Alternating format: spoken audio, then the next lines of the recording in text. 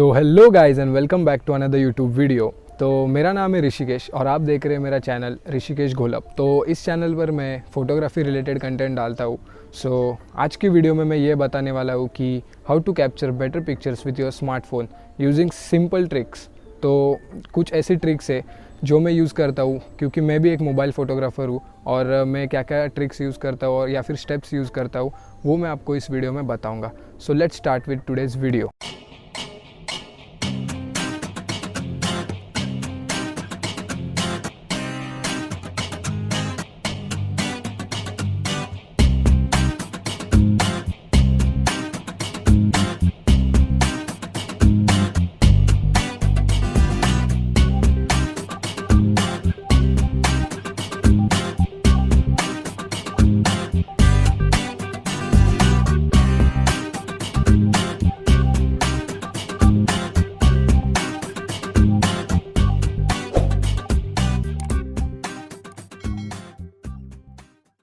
तो इस वीडियो को मैं कुछ पॉइंट्स में डिवाइड करूँगा। तो जो पॉइंट्स आप यहाँ पर देख सकते हैं जैसे कि understanding your phones camera better, use of different lenses of your phone, उसके बाद कंपोजिशन और फ्रेमिंग के जो रूल्स होते हैं वो, उसके बाद हमारा एक्सेसरी जैसे कि अलग अलग लेंसेज हम यूज़ कर सकते हैं वो, और उसके बाद सबसे लास्ट में जो इम्पॉर्टेंट पार्ट है वो है एडिटिंग। तो स्टार्ट करते हैं हमारे सबसे पहले पॉइंट से जो कि understanding your phones camera better. तो आपका जो फ़ोन है वो कौन सा भी हो सकता है, सिंगल कैमरा सेटअप वाला भी हो सकता है या फिर क्वाड कैमरा सेटअप वाला भी हो सकता है। तो आपको सबसे पहले ये अच्छे से मालूम होना चाहिए कि आपका जो फ़ोन है या फिर उसका कैमरा है वो किस तरह काम करता है। तो उसका मतलब एपर्चर अलग अलग हो सकता है, बल्कि आजकल तो फ़ोन्स में 1.8 f1.8 वाले एपर्चर ही मिलते हैं। तो वो तो ज़्यादा मैटर नहीं करता मोबाइल फ़ोटोग्राफी में क्योंकि हमारा जो सेंसर होता है वो छोटा होता है। बट फिर भी हमें मालूम होना चाहिए कि हमारा जो कैमरा है फ़ोन का वो कैसा है। तो अब बात करते हैं पॉइंट नंबर 2 की, जो कि है using the all the lenses on your phone. तो मेरे पास अभी 2 फ़ोन है यहाँ पर, एक फ़ोन में सिंगल कैमरा सेटअप है और दूसरे फ़ोन में क्वाड कैमरा सेटअप है। तो आपको जो अलग अलग लेंसेज होते हैं क्वाड कैमरा फ़ोन के उनका यूज़ करना आना चाहिए।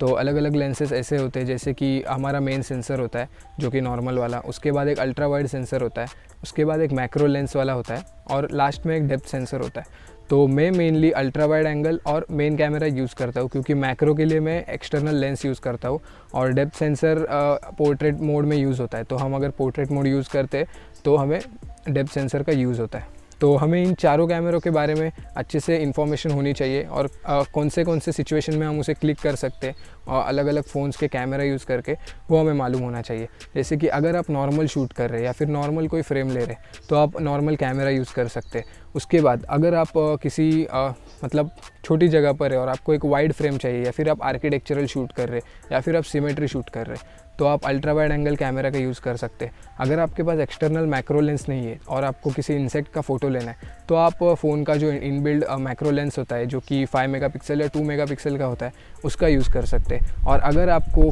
पोर्ट्रेट मोड में से फ़ोटो लेने हैं जो कि ब्लर बैकग्राउंड हमें मिलता है कैमरे के जैसा जो फ़ोटो आता है तो उसके लिए डेप्थ सेंसर यूज़ होता है। तो इन सब की नॉलेज होना बहुत ज़रूरी है।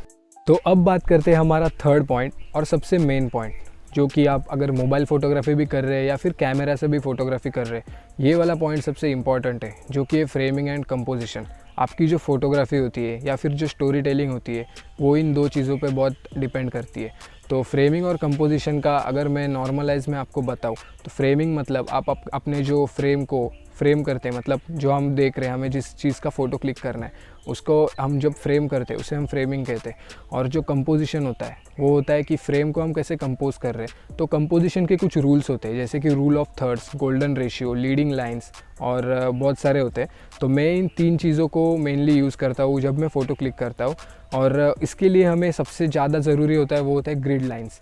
तो आपके फ़ोन में या फिर कैमरा में भी वो ये ऑप्शन ज़रूर होता है और जिसे हम कहते हैं ग्रिड लाइंस। तो हमें अगर मोबाइल फ़ोटोग्राफी अच्छे से करनी है तो ग्रिड लाइंस का ज़रूरी है, ग्रिड लाइंस का यूज़ करना बहुत ज़रूरी है। तो मैं आपको दिखाता हूँ, अभी मैं अपने फ़ोन का स्क्रीन रिकॉर्डर ऑन करके आपको दिखाता हूँ कि ग्रिड लाइंस का हम यूज़ कैसे कर सकते हैं। और सबसे पहले मैं आपको बताता हूँ कि रूल ऑफ थर्ड्स को कैसे यूज़ करते हैं। तो आपके फ़ोन का जो ग्रिड लाइन होता है वो ऐसे इंटरसेक्टिंग लाइंस होती है। तो जो भी कॉर्नर का हमें इंटरसेक्टिंग लाइंस देखने को मिल रहा है जैसे कि यहाँ पे कॉर्नर्स में जो 4 इंटरसेक्टिंग लाइंस होती है, वहाँ पर जब हम सब्जेक्ट को फ्रेम करते तो उसे हम रूल ऑफ थर्ड्स कहते हैं। तो ये जो फ्रेम होता है वो देखने में अच्छा लगता है। आपको कुछ मैं इसके सैम्पल्स दिखाता हूँ रूल ऑफ थर्ड्स के, तो आपको बेटर आइडिया आएगा।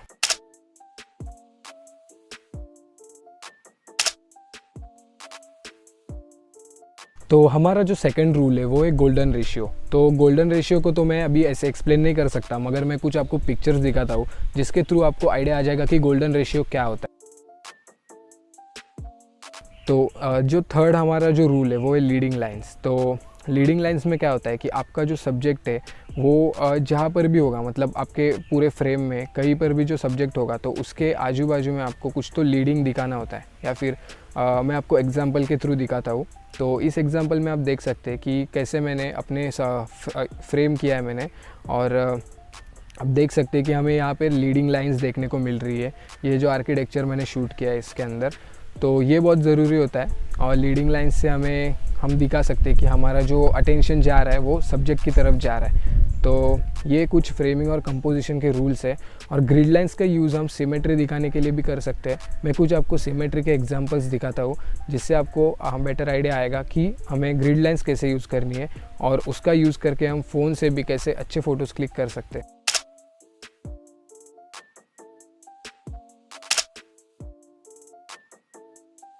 तो आई होप कि आपको फ्रेमिंग और कंपोजिशन की आइडिया आ गई होगी। इसके ऊपर मैंने डेडिकेटेड कोई वीडियो नहीं बनाई है, बट इन फ्यूचर में अगर आपको चाहिए होगा तो इसके ऊपर एक डेडिकेटेड वीडियो भी बना दूंगा कि कैसे हमें फ्रेमिंग करना चाहिए आर्किटेक्चरल शूट्स में। तो अगर आपको इसके ऊपर एक वीडियो चाहिए रहेगा तो आप कमेंट कर सकते हो। तो जाते हैं हमारे नेक्स्ट पॉइंट की तरफ, जो कि है एक्सेसरीज़। तो जो एक्सेसरीज़ होता है वो एक ऑप्शनल टर्म होता है फ़ोटोग्राफी में। अगर आपको डिफरेंट पर्सपेक्टिव्स चाहिए या फिर आप डिफरेंट टाइप की फ़ोटोग्राफी करने चाहते हो, जैसे कि अगर आप फ़ोन से आपका जो फ़ोन का अल्ट्रा वाइड कैमरा होता है वो उतना भी वाइड नहीं होता, तो अगर आपको और ज़्यादा वाइड चाहिए या फिर आपको मैक्रो फ़ोटोग्राफी करना है, बट आपके फ़ोन का जो मैक्रो कैमरा होता है वो उसके जो मेगापिक्सल्स है वो कम है, मतलब 5 मेगापिक्सल का होता है, और वो ज़्यादा क्लोज भी जाने नहीं देता। तो उसके लिए हम एक्सेसरीज़ यूज़ कर सकते हैं, जैसे कि मैं करता हूँ। मैं वाइड एंगल और मैक्रो लेंसेज यूज़ करता हूँ स्काईविक की तरफ से आने वाले, और भी कंपनीज़ के आते हैं जैसे कि एडकॉम है, एपेक्सल है, तो आप इन्हें यूज़ कर सकते हैं। लेंसेज को यूज़ करना बहुत इजी होता है, आपको बस फ़ोन के ऊपर क्लिप करना होता है उन्हें, और कुछ नहीं, और डायरेक्ट हम यूज़ कर सकते हैं। तो इससे हमें एक अलग ही टाइप की पर्सपेक्टिव फ़ोटोग्राफी करने को मिलती है। अलग पर्सपेक्टिव से आप क्लिक कर सकते हैं। अभी आपको मैं कुछ सैम्पल्स दिखाता हूँ मेरे वाइड एंगल लेंस के और मैक्रो लेंस के, कि कैसे आप अपने मेन सेंसर को यूज़ करके अलग अलग पर्सपेक्टिव्स में फ़ोटो क्लिक कर सकते हैं।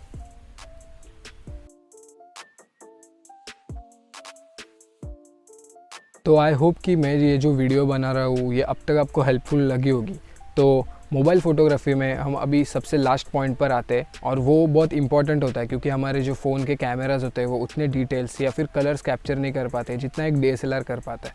तो उसके लिए हम करते हैं एडिटिंग, या फिर पोस्ट प्रोसेसिंग भी बोल सकते हैं।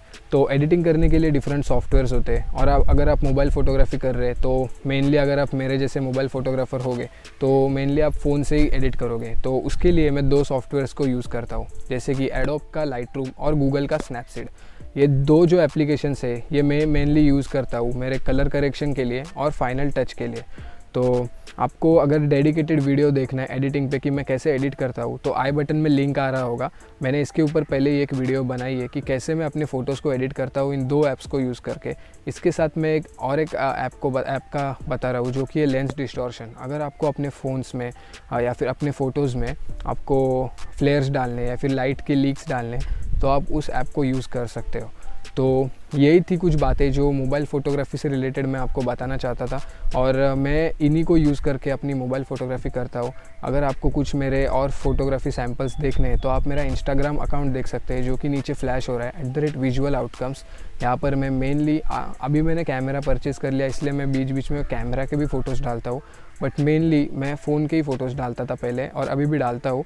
और आप मुझे वहाँ पर फॉलो कर सकते हैं, और जो भी आपके डाउट्स हो गए आप मुझे DM भी कर सकते हो, या फिर इस वीडियो के कमेंट बॉक्स में भी आप मुझे पूछ सकते हो कि आपको अगर कुछ डाउट्स हो गए, और मुझे आप ये भी कमेंट करके बता सकते हो कि नेक्स्ट वीडियो में किस टॉपिक पर बनाऊँ।